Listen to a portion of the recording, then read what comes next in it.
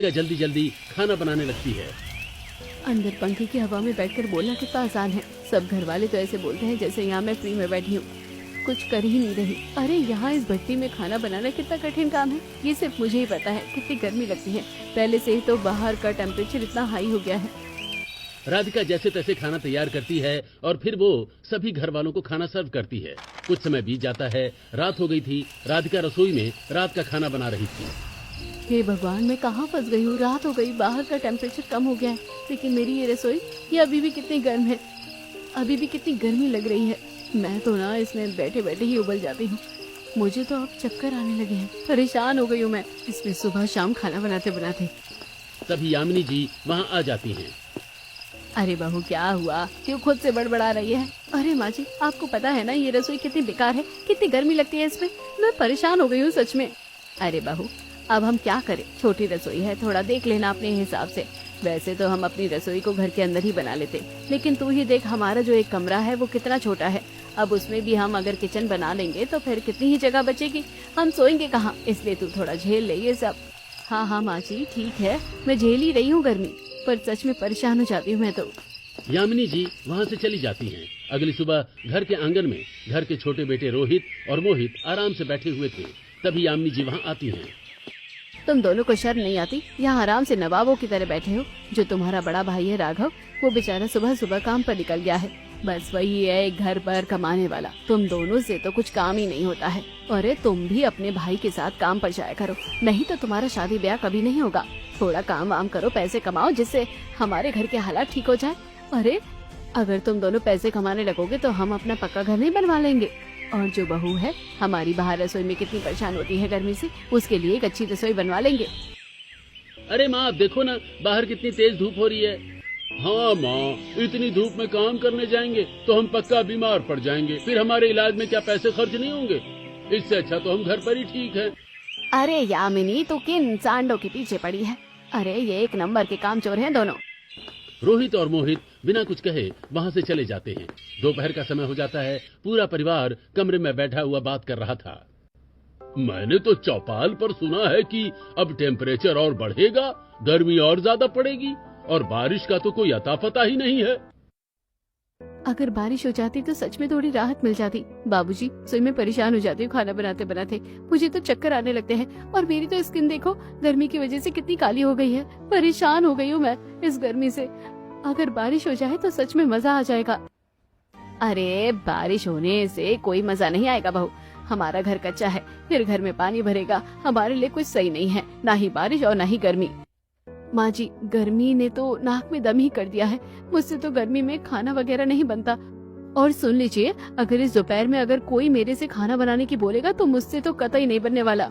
सब बात ही कर रहे थे, तभी वहाँ यामिनी जी के कुछ खास रिश्तेदार आ जाते हैं। अरे राम राम, आइए आइए, और बताइए कैसे आना हुआ इतनी धूप में? यामिनी जी उन्हें पानी देती हैं और फिर राधिका के पास आती हैं। अरे बहू, मेहमान आए हैं, इनके लिए कुछ चाय नाश्ता वगैरह तैयार कर ले जल्दी से। लो कर लो बात। मैं तो अभी बोल रही थी कि अगर मेहमान आ गए तो मेरे से खाना वगैरह भी नहीं बनेगा, और देखो असल में मेहमान आ ही गए। भगवान ने ये वाली बात कितनी जल्दी सुन ली। वैसे मैं रोज हाथ जोड़कर बोलती हूँ कि मेरी ठंडी रसोई हो जाए, वो वाली बात तो नहीं सुनते। राधिका दुखी मन से अपनी रसोई में नाश्ता बनाने के लिए आ जाती है। राधिका को रसोई में आकर बहुत ज्यादा गर्मी लग रही थी। क्या करूँ, कुछ समझ नहीं आता। पूरे पसीने में भीग गई हूँ, कितना पसीना आ रहा है, और गर्मी से तो हाल बेहाल हो गया है। और इन मेहमानों को अभी ही आना था दोपहर में, और देखो पूरे 4-5 लोग आए हैं, पता नहीं कितना खाएंगे। मैं तो परेशान हो जाऊंगी बनाते बनाते। चलो कोई बात नहीं, मेहमान ही है। वैसे भी कहते हैं कि मेहमान तो भगवान होते हैं। अब मुझे उनके लिए कुछ बनाना ही होगा। राधिका नाश्ता तैयार कर रही होती है, तभी उसकी ननद अवनी वहाँ आती है। भाभी, मैं आपकी मदद करवाऊँ क्या? हाँ हाँ करवा दो अवनी, थोड़ी मदद हो जाएगी मेरी। अवनी रसोई के अंदर आती है और नाश्ता बनाने में राधिका की मदद करने लगती है, लेकिन अवनी थोड़ी ही देर में गर्मी से परेशान हो जाती है और उसे चक्कर आ जाते हैं। भाभी, मुझे तो चक्कर आ रहे हैं। राधिका जल्दी से अवनी को पानी पिलाती है। अरे अवनी, तुम थोड़ी कमजोर हो और तुमसे ये गर्मी वगैरह नहीं झेली जाएगी।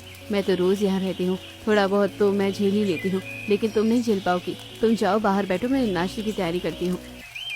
अवनी वहाँ से चली जाती है। राधिका सबके लिए नाश्ता तैयार करती है। रात का समय हो जाता है। पूरा परिवार उस छोटे से कमरे में नीचे चटाई बिछाकर सो रहा था। एक छोटा सा टेबल पंखा चल रहा था। राधिका को नींद नहीं आ रही थी। हे भगवान, ये कैसी जिंदगी है। दिन भर उस भट्टी जैसी रसोई में परेशान हो और रात को इस कमरे में उबलो। जब जब मुझे खाना बनाने जाना पड़ता है तब ऐसा लगता है कि मैं सीधा तंदूर के अंदर जा रही हूँ। सोचती हूँ कि रात को चैन की नींद सोऊंगी, पर यहाँ भी बहुत गर्मी लगती है। सच में मैं तो बहुत परेशान हो गई हूँ। राधिका खुद से बात करते करते सो जाती है। अगली सुबह राधिका अपनी छोटी सी रसोई में खाना बना रही थी। तभी वहाँ कुछ पड़ोसन आते हैं। अरे देखो तो शांति बेचारी नई बहू कैसे इस रसोई में उबल रही है। हाँ हाँ विमला, अरे हमारी रसोई को देख, एकदम बर्फ जैसी ठंडी रहती है। हमने तो मस्त एग्जॉस्ट फैन लगवा रखा है और हम तो अब अपनी रसोई में और अच्छा सिस्टम करेंगे जिससे हमारी रसोई एकदम ठंडी रहे। हमें तो खाना बनाने में बिल्कुल परेशानी नहीं आती। और इसे देख शांति, ऐसा लग रहा है जैसे पूरे पसीने में नहा कर आई हो। और इसका चेहरा देख गर्मी में कितना बेकार हो गया है। इसके शरीर पर तो गर्मी के दाने भी निकल आए हैं। शादी में तो कितनी सुंदर आई थी, अब तो एकदम काम वाली बाई लगने लगी है। दोनों पड़ोसने हैं वहाँ से चली जाती हैं। क्या करूँ मैं, मेरी मजबूरी है, लेकिन मुझे कुछ न कुछ तो करना ही होगा। अगर ऐसे ही चलता रहा तो मैं सच में परेशान होकर पागल हो जाऊंगी।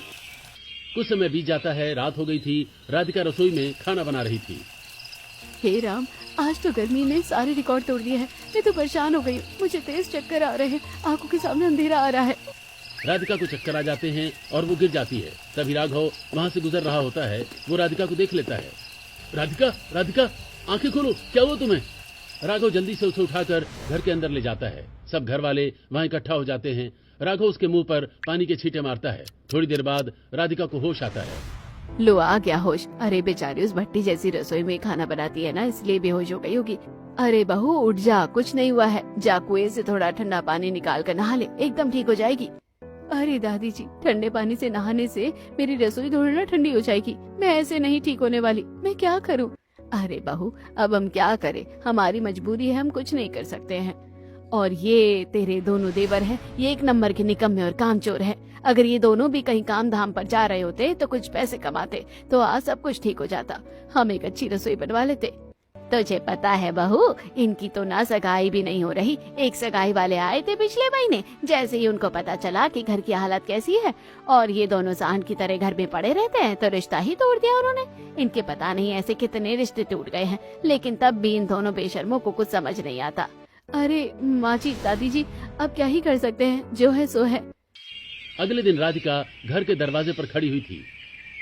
बहुत हो गया, अब मैं इन सब चीजों से बहुत ज्यादा परेशान हो गई हूँ। ना मैं अब रोज बेहोश होना चाहती हूँ, ना पड़ोसियों की ताने सुनना चाहती हूँ। अब मैं सब कुछ ठीक करूंगी। अब मैं अपनी रसोई को ठंडा करके ही मानूंगी। अगले दिन राधिका ने कुछ पुराने बोरे जमा किए। चलो इन बोरों को इस टीन की छत पर बिछा देती हूँ और इन पर पानी डाल देती हूँ। अब टीन ठंडी रहेगी और एकदम मुझे ठंडक मिलेगी।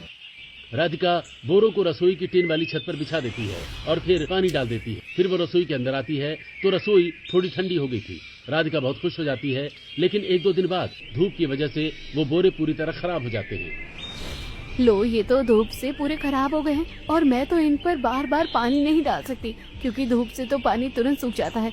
ये जुगाड़ तो मेरी फेल हो गई है, लेकिन कोई बात नहीं, राधिका हार नहीं मानेगी। मैं कुछ और जुगाड़ करूंगी। राधिका फिर से दिमाग लगाती है।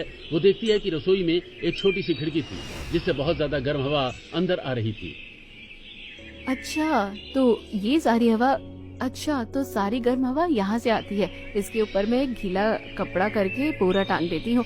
फिर जो हवा बाहर से आएगी वो बोरे से टकराकर पक्का ठंडी हो जाएगी। मैंने तो देखा भी है कि लोग गांव में ऐसा ही करते हैं। राधिका तुरंत खिड़की पर एक गीला बोरा टांग देती है, लेकिन लू की वजह से कुछ ही देर में वो बोरा एकदम सूख जाता है और फिर गर्म हवा अंदर आने लगती है।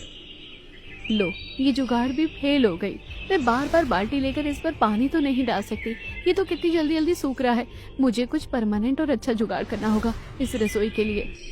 अगले दिन दोपहर का समय था। राधिका रसोई में खाना बना रही थी और खुद से बातें कर रही थी।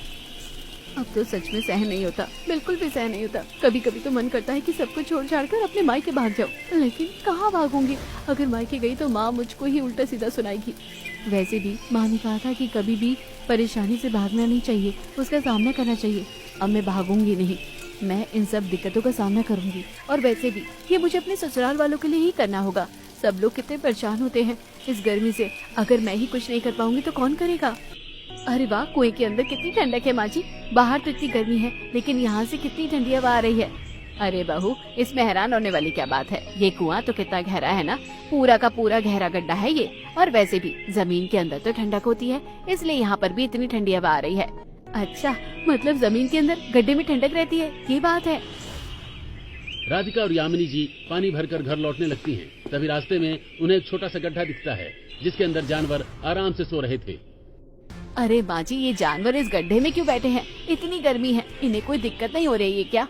अरे नहीं नहीं बहू, उन्हें थोड़ी दिक्कत हो रही होगी, उन्हें तो बहुत मजा आ रहा है। अब देख, जो मिट्टी होती है वो बहुत ज्यादा ठंडी होती है, इसलिए जानवर गर्मी से बचने के लिए ऐसे ही गड्ढों में बैठते हैं। और फिर सिर्फ जानवर ही क्यों, लोग तो ऐसे ही भी रहते हैं। मैंने भी देखा है फोन पे, लोग ऐसे जमीन के अंदर घर वगैरह बनाकर रहते हैं। अच्छा, लोग भी ऐसा करते हैं? मैं घर पर जाकर फोन पर पक्का देखूंगी कि ऐसा कैसे होता है। राधिका अपने घर आ जाती है। वो बैठकर फोन में वीडियो देख रही थी। वीडियो में कुछ लोग जंगल में फावड़े से एक बड़ा सा गड्ढा खोदकर मिट्टी से एक बहुत ही सुंदर घर बना रहे थे। अरे वाह, ये आइडिया तो कितना अच्छा है, जमीन के अंदर घर। लेकिन मैं पूरा घर तो नहीं बना सकती ना, उसमें तो बहुत ज्यादा टाइम लग जाएगा और वो अकेले मेरे बस की बात नहीं है। लेकिन मैं अपनी रसोई तो बना सकती हूँ ना। बस मुझे आंगन में एक बड़ा सा गड्ढा खोदना है और ऊपर से मैं उसकी छत कर दूंगी। बस मेरी ठंडी रसोई तैयार हो जाएगी। राधिका बहुत खुश होकर अपने घर वालों को सब कुछ बताती है कि वो किस तरह गड्ढा खोद कर रसोई बनाएगी। अरे ओ हसीन सपने देखने वाली, पागल हो गई है क्या तू? गर्मी से तेरा दिमाग खराब हो गया है लगता है। अरे ये सब गड्ढे खोदकर घर बनाना सिर्फ कहानियों में है और तेरे उस डिब्बे की वीडियो में ही अच्छा लगता है। असली में ऐसा कुछ नहीं बन सकता। हाँ बहू, अम्मा सही कह रही हैं, ये सब फालतू काम है। देखिए, अगर आप लोगों को मेरी इस परेशानी में मुझे सपोर्ट करना है तो कीजिए, वरना मैं अकेले ही सब कुछ कर लूंगी। मुझे किसी की जरूरत नहीं है। ठीक है, जा तो खुद ही अकेले कर ले, अपना गड्ढा खोद, हमसे ना होगा ये सब। अगले दिन राधिका दोपहर को एक बड़ा सा फावड़ा लेकर आंगन में आ जाती है। हाँ, ये जो आंगन वाली जमीन है ना, ये थोड़ी खोखली है, मैं यहीं पर गड्ढा खोदना स्टार्ट करती हूँ। राधिका फावड़े से शुरू कर देती है। वो अकेली धूप में लगातार मिट्टी खोद रही थी। थोड़ी देर तक लगातार खोदने के बाद वो बहुत ज्यादा थक जाती है। गर्मी से परेशान होकर वो एक जगह बैठ जाती है। बहुत मुश्किल है, पर करना पड़ेगा। राधिका फिर से खुद स्टार्ट कर देती है। तभी राघव वहाँ आता है। राधिका, अगर तुम इतनी भयंकर गर्मी में अपनी सेहत की परवाह किए बिना ये सब कर रही हो तो तुम्हें पक्का पूरा विश्वास होगा अपने आइडिया पर। और अगर तुम्हें यकीन है ना कि तुम अपने लिए एक ठंडी रसोई बना सकती हो तो मैं तुम्हें सपोर्ट करूंगा। राघव और राधिका दोनों साथ में खोदने लगते हैं। तभी थोड़ी देर बाद अवनी वहाँ आ जाती है। अरे भाभी, आप लोग अकेले क्यों कर रहे हो? लाओ, मैं भी आपकी मदद करूंगी। अवनी भी उनके साथ लग जाती है। धीरे धीरे यामिनी जी और गोविंद जी भी बाहर आ जाते हैं और मदद करने लगते हैं। पूरा परिवार एक साथ मिलकर गड्ढा खोदने लगता है। लेकिन रोहित और मोहित दूर खड़े होकर ये सब देख रहे थे। अरे ये देखो, इतने बड़े सांड हो गए हैं, जवान हैं, पर यहाँ आकर अपने भाई भाभी की मदद नहीं कर सकते। बस आराम से वहाँ खड़े होकर दांत दिखा रहे हैं। इनको तो अगर मैं बुलाऊंगी भी ना, तब भी नहीं आएंगे ये कामचोर। अरे माँ जी, आप फिक्र मत कीजिए, आप बस तमाशा देखिए, अब ये दोनों आपके कैसे दौड़े दौड़े आएंगे। राधिका रोहित और मोहित के पास जाती है। अरे देवर जी, आप लोग यहाँ क्या कर रहे हैं? आपको पता है कि मैंने गांव में सुना है कि जब लोग ऐसे ही पुरानी जमीन खोदते हैं ना, तो उनको राजा महाराजाओं की